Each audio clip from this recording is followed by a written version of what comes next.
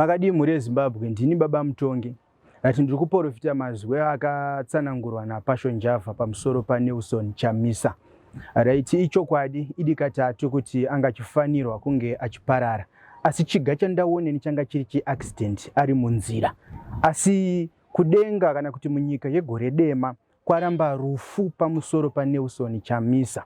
Saka zvakwaramba rufu ndaona rufu ruchipushwa kuenda kumberi. Pauya ngarava yandaona ngarava chena yandaona ichisumuka kubva mabvazuva ndikuona Ndaona Chamisa agadzikwa mukati mengarava achinzvengeswa pakati peaccident. Ndikuona ngarava yaflowa pamusoro pemvura, ndikuona inomukuturira kumabvezuva, zvichireva kuti chiga cherufu changa chagadzikwa pakati peropa kana pakati pepfupa rake, kudenga kwamuvanza, kudenga kwamuchengetedza. Saka zvichireva kuti naiye nesu tose semhuri yeZimbabwe ngatirambei tichimunamatira, ngatirambei tichimunyengetera kuti avanzwe, aumbirwe ruchengetedzo pamwe chete naiye Mwari. Naiyewo kwaari ndoimba kuti achanzwa vhidhiyo rengaanamate kudenga kumuchengetedza. Ndodzoka pakati penhau yevanhu vanoda kugadzirirwa mamainzi, ndodzoka pakati pevanhu vanoda kuvakirwa dzimba dzavo, dzimba dzaputsika, dzimba dzanetseka. Chero murume wako akatorwa negirlfriend akabuda akaenda, ndinoona kukuitira kuti murume wako adzoke ave pauri iwewe. Ndodzoka futi pakati panoda kugadzirwa mamainzi avo kuti mamainzi abude mari. Zvese zvinoona kuzvigadzira kuti zvifambe zvakanaka, maini ibude mari. Mazuva mairi muchinge makavharira maini yenyu, makaivhara, zuva retatu movhura, maini yotanga muchitenga zvenyu kuchera, mari yobatika.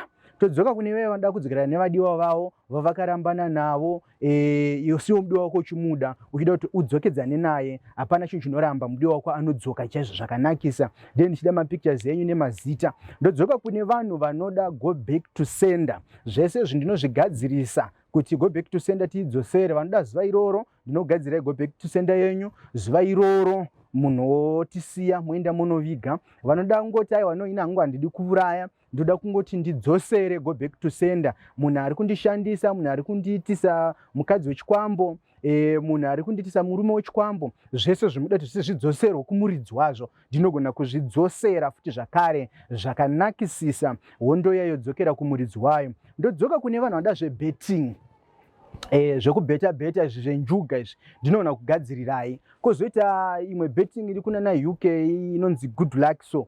Iyoyoyo ndinoona kugadzira zvokuti ine number 5 dzinenge dziripo dzinochuzwa. Unochuza number 1 yauri kuda iwewe, kana unochuza number 2 kana number 3 number 4 kana number 5.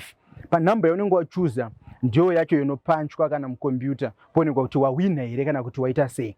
Izvo zvinoona kugadzira kuti wewe uringe mupfungwa dzako kana kuti chawangofunga iwe kuti number 3 ndio chaiyo inokupa mari. Ndinoona kuzvigadzira izvozvo kuti zvibude futi saizvozvo. Vanoda zvebetting kuti vakwanise kubuditsa namba chaidzo, ndinoona kugadzirirai kuti zvifambe saizvozvo zvakanaka. Ndodzoka futi pakati pevanoda kuroorwa, ndinokuumbirai minamato yenyu kuti muroorwe zvakanaka. Ndodzoka vanoda kuroora, ndinokuitirai futi zvakare kuti muroore. Podzoka futi zvakare kune vaya vana baba vakaita musikanzwa kunze, vaita musikanzwa kunze, mumba, dustbomb redu mumba harichashandi. Asi kunze dustbomb rimwe rinogona kushanda asi mumba mako iwe risasashande. Kozoita vamwe vasasatoshande dustbomb zvachose. Ndinoona kugadzira zvekuti dustbomb iroro rinomira ipapo.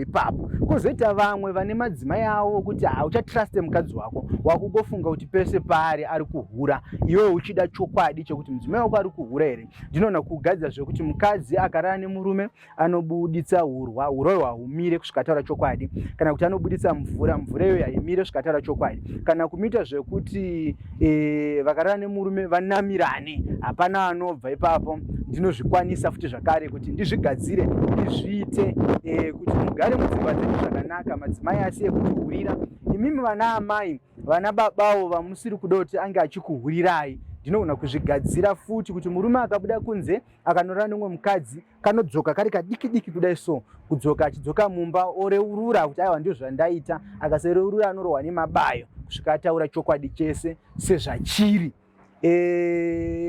Ndodzoka futi kune vamwe vatambudzika neurwere, kurasika njere, kuedza vamwe kuenda kuchikoro chaiko kumba mwana anenge achigona chikoro zvisingaite kutonyangoka muverenga sono kuti mwana wangu arigona kuverenga, but paanopinda muklasi hapasina zvese zvinobva zvabuda. Kozoti mumwe chekuti nyangwe achitonyora pabhodhi ana achinzwisa zvitaura ticha, but kana atasa bhuku kudai so hapasina chichabuda, zvese zvinodzima kuti anozongonyora maanza ake achienda akadai so, but paanoenda kunomakisa kudai so ozoti apa ndaifanira ndaisa anza iyi, kunonzi kuvhiringwa ikoko. Imhepo idzodzo dzinenge dzichikanganisa upenyu, dzinenge dzichivhiringidza zvinhu zvakanaka. Nevamwe vanoda kuti vagadzire kuti mabhizinesi avo afambe, ungatengese zvidhina kana kuti une shopu kana kuti une chii, uchingoda kuti bhizinesi rako iwewe rifambe riende kumberi, ndona kugadzirira kuti zvinhu zvako zviendeke, zvinhu zvako zvifambe zvakanaka. Ndini Baba Mutongi, handina chinoramba, zvese zvamunoda sezvamunoshuvira